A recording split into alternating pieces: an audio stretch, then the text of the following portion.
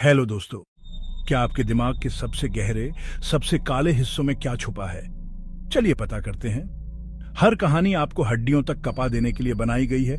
ऐसे रहस्य सुनाती है जो सुने नहीं जाने चाहिए। इस भूतिया दुनिया में हकीकत और बुरे सपने के बीच की लकीरें धुंधली हो जाती हैं। हमारी एआई से बनी कहानियां आपके सबसे गहरे डर को छूने के लिए डिजाइन की गई हैं। हर मोड़ को पिछले से ज्यादा डरावना बनाती हैं।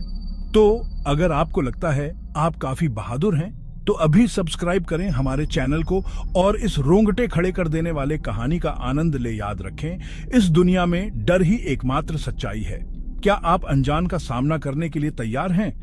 एआई हॉरर स्टोरी चैनल में आपका स्वागत है, जहां हर कोने में एक नया खौफ छुपा है। तो आइए आपको एक डरावनी कहानी सुनाते हैं। रात का समय था और आसमान में घने बादल छाए हुए थे। बिजली चमक रही थी और तेज बारिश हो रही थी। मैं उस वक्त एक छोटे से गांव के रेलवे स्टेशन पर खड़ा था। यह स्टेशन सुनसान और वीरान था, जैसे यहां सालों से कोई इंसान नहीं आया हो।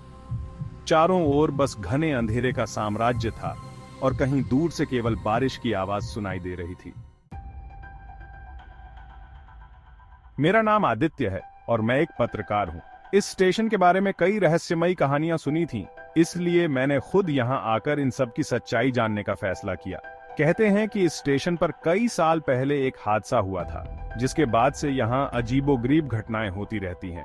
लोग कहते हैं कि इस स्टेशन पर रात के समय आत्माएं भटकती हैं। स्टेशन पर बस एक पुराना लैंप जल रहा था, जिसकी रोशनी बहुत धुंधली थी। स्टेशन मास्टर का कमरा बिल्कुल खाली था और चारों ओर अजीब सा सन्नाटा था। मैंने अपनी घड़ी देखी, रात के 11 बज चुके थे और अब यहाँ से आखिरी ट्रेन गुजरने वाली थी।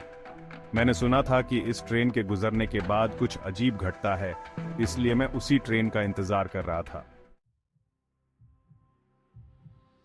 थोड़ी देर बाद एक तेज सीटी की आवाज आई और धुंध में लिपटी ट्रेन धीरे धीरे स्टेशन पर आकर रुकी। ट्रेन से कोई नहीं उतरा और न ही कोई चढ़ा।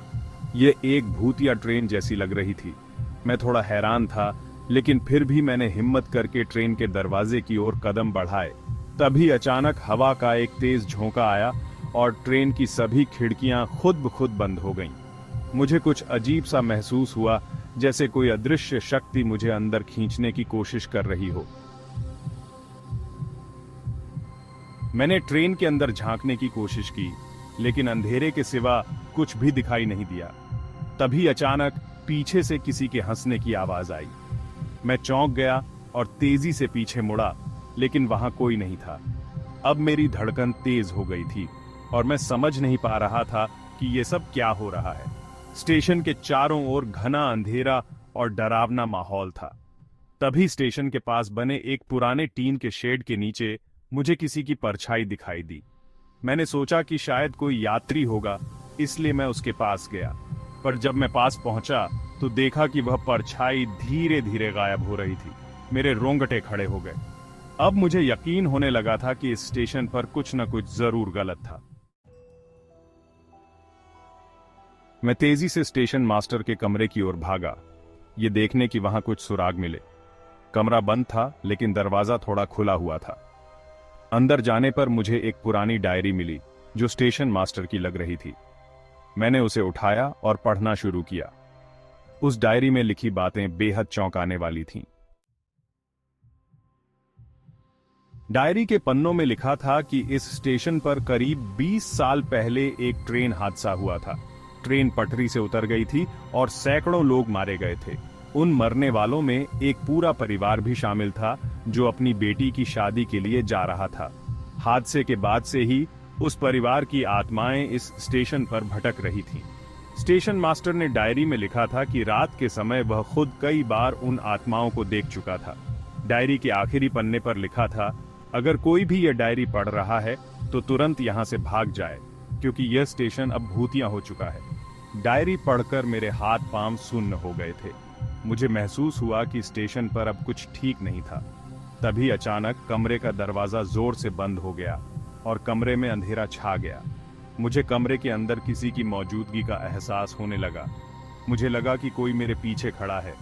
धीरे धीरे एक ठंडी हवा मेरे चेहरे को छूने लगी। मैंने मुड़कर देखा तो वहां कोई नहीं था, लेकिन मेरे कानों में किसी के सांस लेने की आवाज साफ सुनाई दे रही थी। अब मुझे समझ नहीं आ रहा था कि क्या करूं। मैं तेजी से बाहर भागा और प्लेटफॉर्म पर पहुंच गया। प्लेटफॉर्म पर अब वो भूतिया ट्रेन फिर से खड़ी थी, लेकिन इस बार उसकी खिड़कियों से कुछ धुंधली आकृतियां मुझे घूर रही थीं। मेरी हिम्मत जवाब देने लगी थी, लेकिन मैंने खुद को शांत रखने की कोशिश की। तभी अचानक एक महिला की आवाज सुनाई दी, कृपया हमारी मदद करो। मैं चौंक गया और इधर उधर देखने लगा। सामने खड़ी एक लड़की दिखाई दी जिसने लाल साड़ी पहनी हुई थी। उसके चेहरे पर दुख और दर्द के निशान साफ झलक रहे थे। मैंने उससे पूछा, तुम कौन हो? वह बोली, मैं उस हादसे में मारी गई थी, मेरे परिवार के साथ। हम सब अब भटक रहे हैं। हमारी आत्माओं को शांति नहीं मिली। इस स्टेशन पर हम कैद हैं। हर रात हम यहाँ आते हैं, लेकिन हमें कोई मुक्ति नहीं मिल पाई। मैं उसकी बातें सुनकर सन्न रह गया। मेरी आंखों के सामने वो सारे दृश्य घूमने लगे जो मैंने अभी अभी देखे थे। वह लड़की धीरे धीरे मेरे पास आ रही थी। उसके पास आते ही मुझे उसकी ठंडी सांसें महसूस होने लगीं और मेरे पूरे शरीर में अजीब सा कंपकंपी दौड़ गई। मैंने घबराकर उससे पूछा, मैं तुम्हारी कैसे मदद कर सकता हूं? वह बोली, हमें बस किसी की प्रार्थना की जरूरत है। कोई हमें याद करके हमारे लिए प्रार्थना करे ताकि हमें शांति मिल सके। यह सुनते ही मैं समझ गया कि इन आत्माओं की मुक्ति के लिए मुझे कुछ करना होगा। मैंने तुरंत अपने बैग से एक छोटी सी पूजा की किताब निकाली और वहीं बैठकर उनके लिए प्रार्थना करने लगा। मैंने भगवान से उन आत्माओं की शांति की प्रार्थना की ताकि उन्हें इस पीड़ा से मुक्ति मिल सके। जैसे ही मैंने प्रार्थना खत्म की, स्टेशन पर अचानक एक अजीब सी शांति छा गई।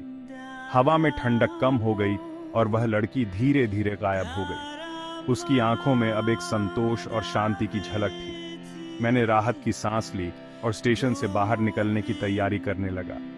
जब मैं स्टेशन से बाहर जाने लगा तो पीछे से एक बार फिर से ट्रेन की सीटी की आवाज सुनाई दी। मैंने मुड़कर देखा तो वो भूतिया ट्रेन अब चल पड़ी थी, लेकिन इस बार उसकी खिड़कियों में से कोई भी चेहरा नहीं झांक रहा था। ऐसा लग रहा था कि उन आत्माओं को अब मुक्ति मिल गई थी और अब वे इस दुनिया से हमेशा के लिए जा चुकी थीं। मैं तेजी से स्टेशन से बाहर निकला और उस सुनसान सड़क पर चलते हुए गांव की ओर बढ़ने लगा। मेरे मन में अब एक अजीब सी शांति थी, जैसे मैंने किसी बहुत बड़ी जिम्मेदारी को पूरा कर लिया हो। अगर आपको कहानी अच्छी लगी तो चैनल को सब्सक्राइब जरूर करना। ऐसे ही कहानी आपके लिए लाते रहते हैं।